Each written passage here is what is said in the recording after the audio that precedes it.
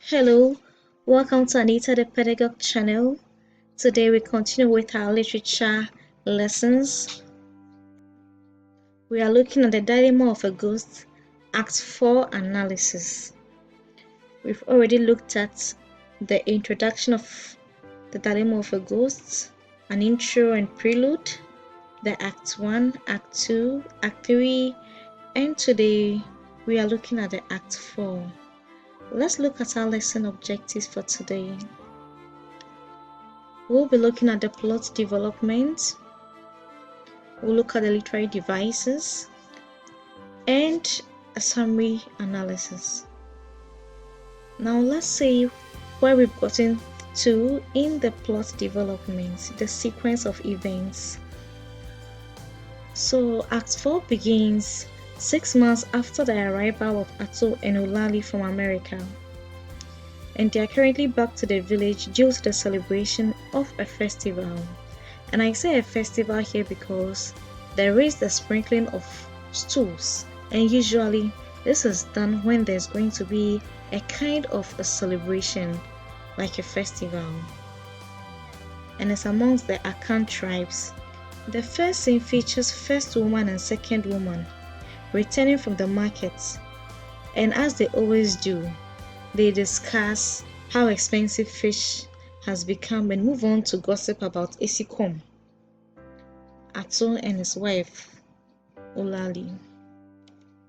From there, first woman and second woman actually emphasize how miserable Esikom has become despite the fact that his son, Ato, earns a good salary.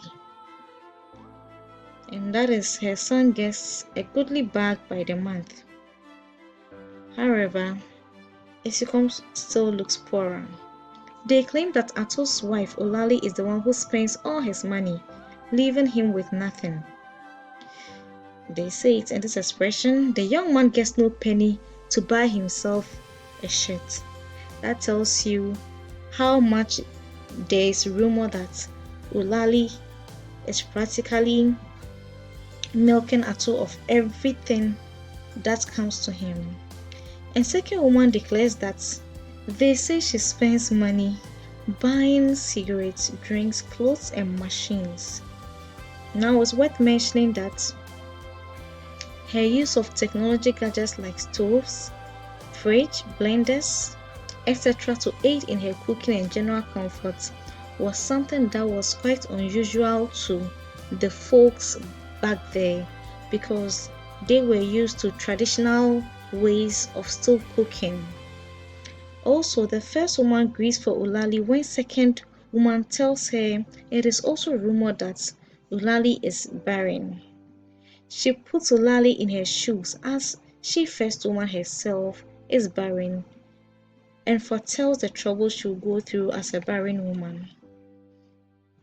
This particular scene, which begins at 4, ends with a monologue from first woman as she laments the troubles that she foresees Eulalie is going to face due to her barrenness. The conflict and issues heightens as we are still in the rising action. As part of the festival, food is usually sprinkled on the ground to the gods. And also, as part of the activities done during Akan festivals, a day is set aside to drive away all evil spirits, ill luck, unkind feelings which might have invaded a family. And it was on such an occasion that Ato's folks came with some concoction in a brass bowl to Ato's home to wash his wife's stomach and also pour libation. And their reason was that this was to cleanse Ato's wife from childlessness. Going forward, when Akroma asks for Ato's wife, when they go to Ato's house in the name of going to cleanse his wife from childlessness, Akroma, his uncle, says that even though he's asking of his wife, it doesn't concern him. But then the rest of the family disagree. And we have Mansa Ato's aunt saying it is everybody's affair, whilst Esikom says that one son's marriage affair cannot always be one's affair. So this tells you that marriage is a family affair for Akans, okay? And when you look at Africa at large, marriage is not just for the couple but for the two families. So at some point there is interference, and that is what we see in the case of Ato. Now Ato's folks practically blame his wife Ulali for their being childless, and Atre claims it is possible it is the wife's fault because she smokes and drinks hard liquor. Also, Ato comes in to defend his wife and insists that there is nothing wrong with him without giving any reason. So later, when Ulali asks for the reason for what ensued during the family gathering, Ato tells her their purpose of coming. Ulali, however, is enraged and angry because she expected Ato to tell them they were using birth control and that was the reason for their childlessness. But that wasn't Ato's reaction. Going forward, Ato asserts that they would say we are displeasing the spirits of our dead ancestors and Almighty God for controlling birth. So you see that the culture of Ato here and the fact that civilization is also low makes him make this kind of statements. And thus Act 4 ends with a conflict between Ato and his family because Ato did not allow his family to wash Ulali's stomach with the concoctions. And afterward, Ulali is mad at Ato for not telling his family the true reason for their childlessness. In all this, Ato has failed to educate his wife on the customs of his tribe and educate his family on the culture of America, which is his wife's culture, as he also has adopted that culture in a way. Now we look at some literary devices in the Act 4 of the Dilemma of a Ghost. One profound literary device here is a proverb, and it says, if nakedness promises you clothes, ask his name. This simply means that somebody or a person cannot give what they do not have, because nakedness itself doesn't have clothes.